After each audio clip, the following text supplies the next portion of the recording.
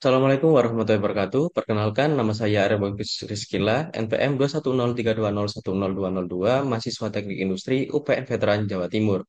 Dengan dosen pembimbing Ibu Eni Aryani, di sini saya akan memaparkan terkait penelitian akhir saya mengenai analisis tingkat kualitas produk Bonplate dengan metode Six Sigma dan Fuji Failure Mode and Effect Analysis atau FFMEA di PT Risa Implantama, Surabaya. Untuk latar belakang, PT Risa Implantama merupakan salah satu produsen yang berfokus pada produksi implan ortopedik dan traumatologi. Dengan produk utama yang dihasilkan adalah bone plate dan screw. Dalam proses produksinya, perusahaan sering mengalami adanya cacat pada hasil produksi bone plate. Dengan jenis cacat produk yang sering dijumpai, berupa ketebalan plate tidak sesuai, ukuran panjang bone plate tidak sesuai, dan diameter whole plate tidak sesuai. Kecacatan produk yang terjadi pada PT Risa Implantama sebesar 10%. Namun, perusahaan memiliki target untuk dapat mencapai nol kecacatan atau zero defect. Dengan adanya permasalahan tersebut, maka dilakukan penelitian pengendalian kualitas untuk dapat mengurangi terjadinya cacat pada produk dengan metode Six Sigma dan memberikan usulan perbaikan yang tepat untuk meningkatkan kualitas produk dengan Fuji Failure Mode and Effect Analysis. Dengan dilaksanakannya penelitian ini diharapkan dapat meminimalisir kecacatan produk yang terjadi selama proses produksi Boonblade. Untuk rumusan masalah, yang pertama, bagaimana tingkat kualitas produk Boonplate di PT Risa Implantama Surabaya. Kemudian yang kedua, bagaimana usulan perbaikan untuk meminimumkan terjadinya kecacatan pada produk Boonplate di PT Risa Implantama Surabaya. Untuk batasan masalah, yang pertama, penelitian hanya dilakukan pada produk Boonplate. Yang kedua, penelitian yang dilakukan tidak membahas masalah biaya. Yang ketiga, penelitian yang dilakukan hanya sampai pemberian usulan perbaikan. Yang keempat, data yang diambil merupakan data produksi Boonplate April 2024 hingga Maret 2025. Untuk asumsi, yang pertama, sistem produksi dan spesifikasi produk yang diamati tidak mengalami perubahan selama penelitian. Yang kedua, proses produksi berlangsung secara normal dan tidak terpengaruh oleh faktor lingkungan eksternal. Yang ketiga, kerja melakukan proses pembuatan produk Boonplate mengikuti SOP pada perusahaan. Yang selanjutnya, yaitu tujuan. Yang pertama, mengetahui tingkat kualitas produk Boonplate di PT Risa Implantama Surabaya. Yang kedua, memberikan usulan perbaikan untuk meminimumkan terjadinya kecacatan pada produk Boonplate di PT Risa Implantama Surabaya. Tempat dan waktu penelitian bertempat di PT Risa Implantama yang terletak di Jalan Mendoan Sawah Timur, nomor 41, Kelurahan Mendoan Ayu, Kecamatan Rungkut, Kota Surabaya. Dengan waktu penelitian Februari 2025 hingga data yang diperlukan lengkap. Untuk variabel terikat, yaitu tingkat kualitas produk Boonplate yang maksimum di PT Risa Implantama Surabaya. Untuk variabel bebasnya, yang pertama, jumlah produksi Boonplate pada bulan April 2024 hingga Maret 2025. Yang kedua, jumlah cacat produk selama proses produksi pada bulan April 2024 hingga Maret 2025. Dan yang ketiga, jenis cacat produk Boonplate, yaitu tebal plate tidak sesuai, panjang plate tidak sesuai, dan ukuran whole plate tidak sesuai. Pada bagian flowchart ini mulai, kemudian studi literatur serta studi lapangan, kemudian perumusan masalah, tujuan penelitian, identifikasi variabel, dilanjut pengumpulan data, di mana data yang dikumpulkan adalah data jumlah produksi Boonplate periode April 2024 hingga Maret 2025, kemudian data jumlah cacat pada proses produksi Boonplate periode April 2024 hingga Maret 2025, kemudian data jenis kecacatan. Dilanjut pada tahap define, yaitu mengidentifikasi objek penelitian, kemudian menentukan tujuan yang ingin dicapai. Dilanjut pada tahap measure, yaitu menentukan CTQ, membuat peta kendali P, menghitung nilai DPO dan DPMO, serta menentukan level sigma. Lanjut, apakah nilai sigma sama dengan 6? Apakah tidak, maka dilanjutkan pada tahap analyze, jika ya langsung ke hasil pembahasan. Untuk tahap analyze yaitu mengidentifikasi akar-akar penyebab CTQ, panjang, ketebalan, dan diameter hole menggunakan fishbone diagram. Kemudian dilanjut pada tahap improve, yaitu mengidentifikasi langkah pada proses produksi, kemudian dilanjut menentukan defect potensial yang terdapat pada fishbone diagram. Kemudian yang ketiga, penilaian terhadap dampak yang ditimbulkan dari defect dengan severity, occurrence, dan detection.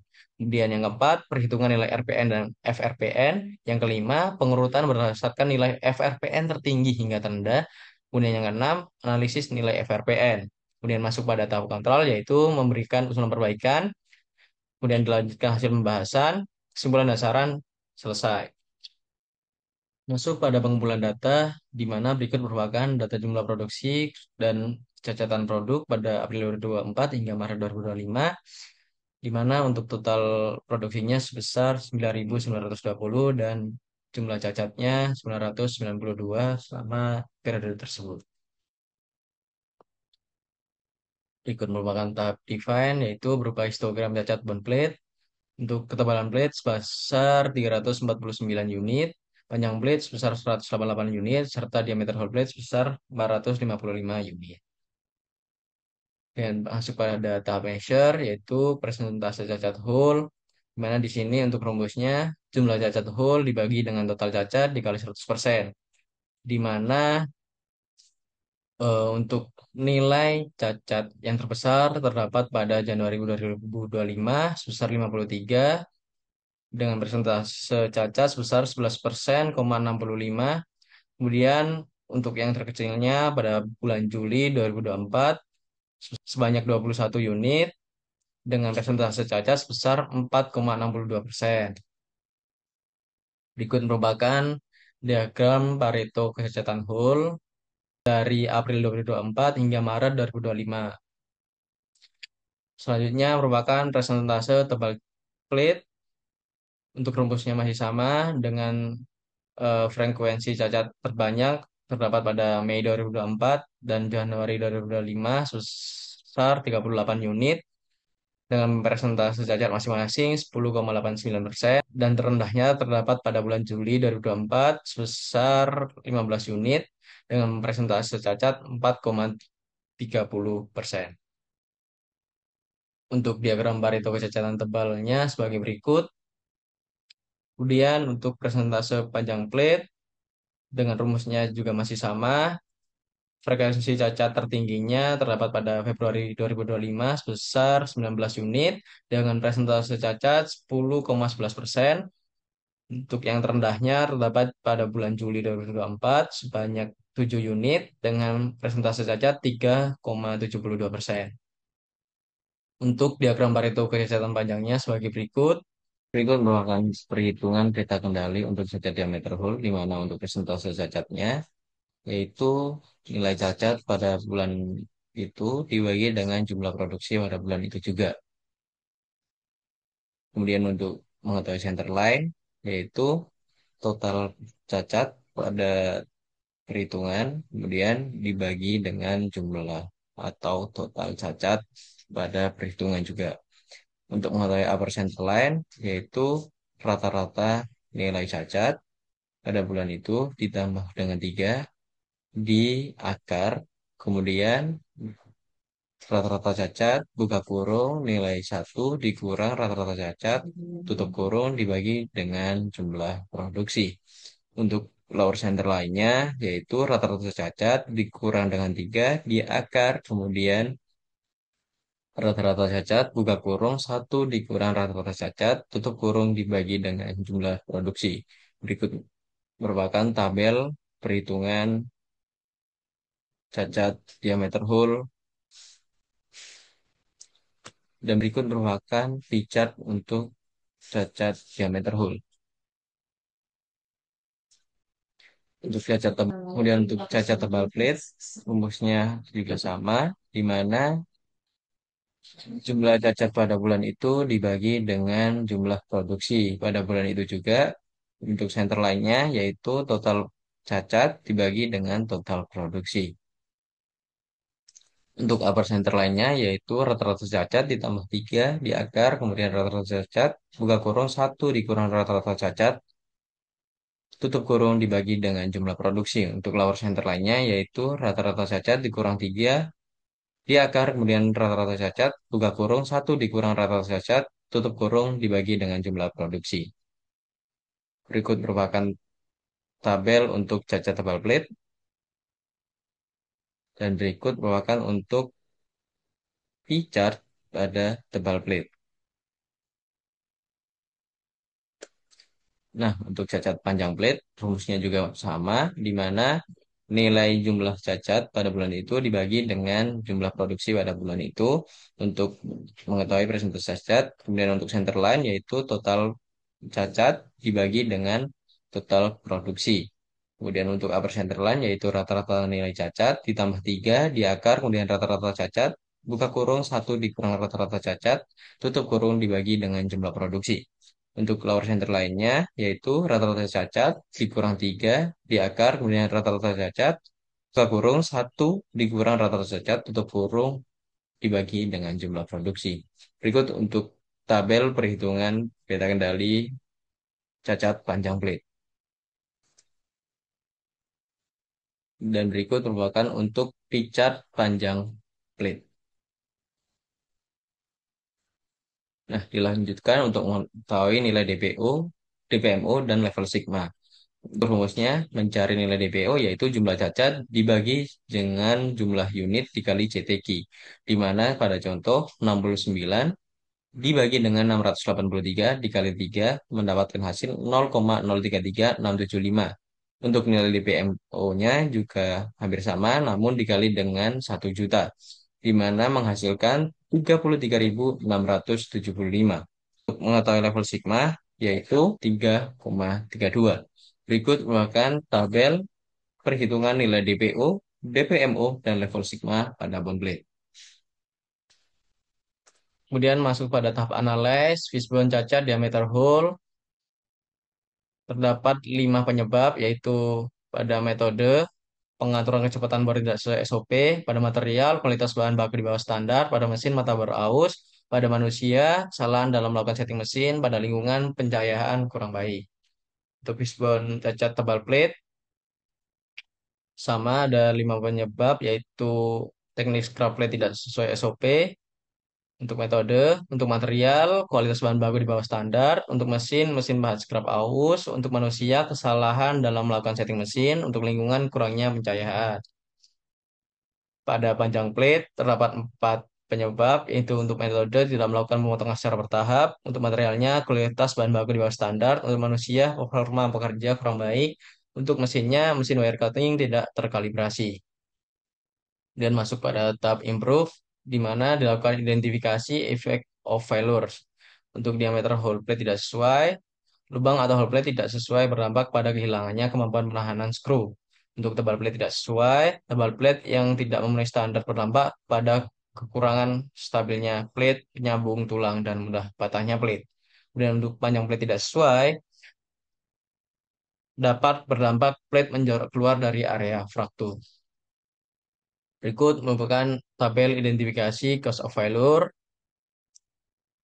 mulai dari diameter hole plate tidak sesuai, terdapat cost of failure-nya 5, kemudian tebal plate tidak sesuai, cost of failure-nya juga 5, dan untuk panjang plate tidak sesuai, cost of failure-nya ada 4.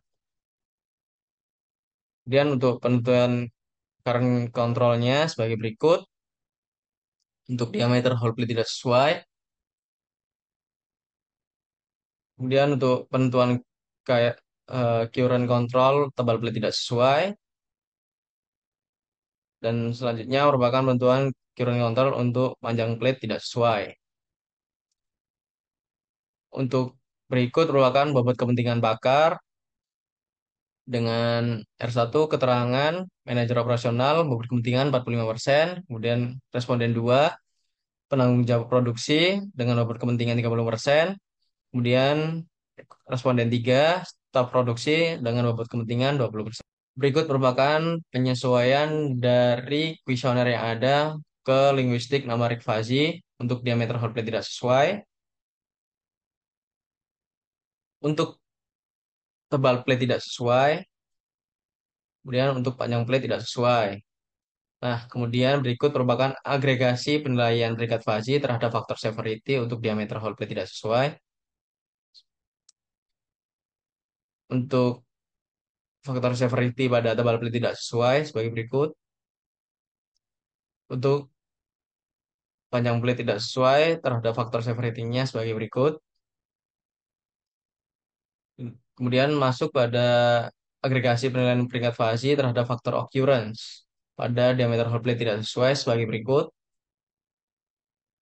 Untuk tebal plate tidak sesuai sebagai berikut. Untuk panjang plate tidak sesuai sebagai berikut.